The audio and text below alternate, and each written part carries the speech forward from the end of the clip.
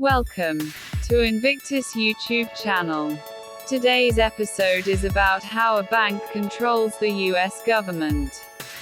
Let's get started. Goldman Sachs is one of the biggest investment banks in the world. Goldman Sachs is known for its risk management and making a profit during the hardest of times. It was started by Marcus Goldman, a Jewish immigrant from Europe. He started working as a tailor in the United States. A few years later, he moved to New York and started a bill discounting business. Over the years, he diversified into IPO listings. With increasing profit, Marcus Goldman teamed up with his son-in-law, Samuel Sachs, and started the investment banking division of Goldman Sachs. They mostly served wealthy clients and governments all around the world. One of the most IPOs Goldman Sachs underwrote was Walt Disney. Goldman Sachs was operating as a partnership firm, where partners put their own money and the firm does trading and investing with this money. In the mid and late 20th century, many of Goldman Sachs' competitors took the IPO route. And they made billions of dollars in profit. Goldman Sachs launched its IPO in 1999 and raised over $3.9 billion. It was one of the biggest IPO of that time. With money under their belt, and a growing list of clients, Goldman Sachs decided to try their lucks in policymaking and government. Some of the top names of the bank went to work for the various presidents of the United States. The first of the batch was Robert Rubin, who became the director of the National Economic Council to President Bill Clinton.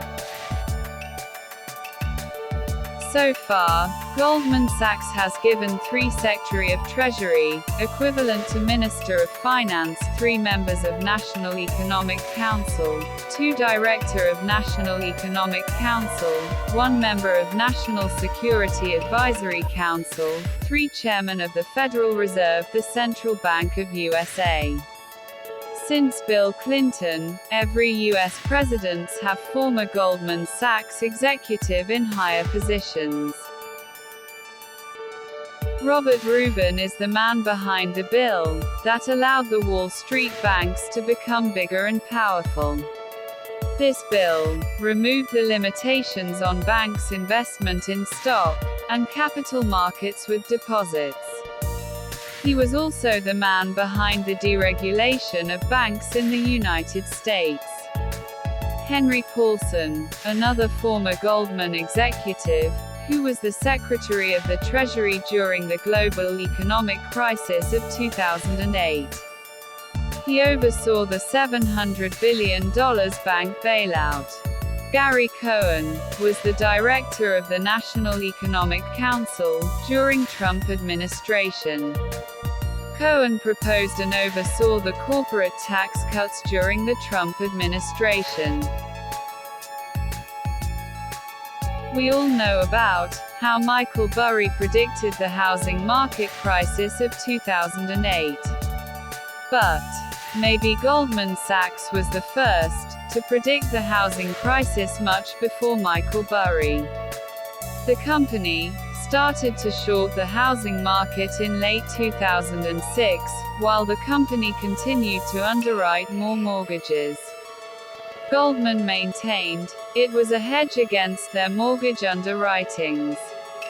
When another big American bank, Lehman Brothers, went bankrupt, the same day Goldman Sachs got an investment worth $5 billion from Warren Buffett in the middle of the crisis.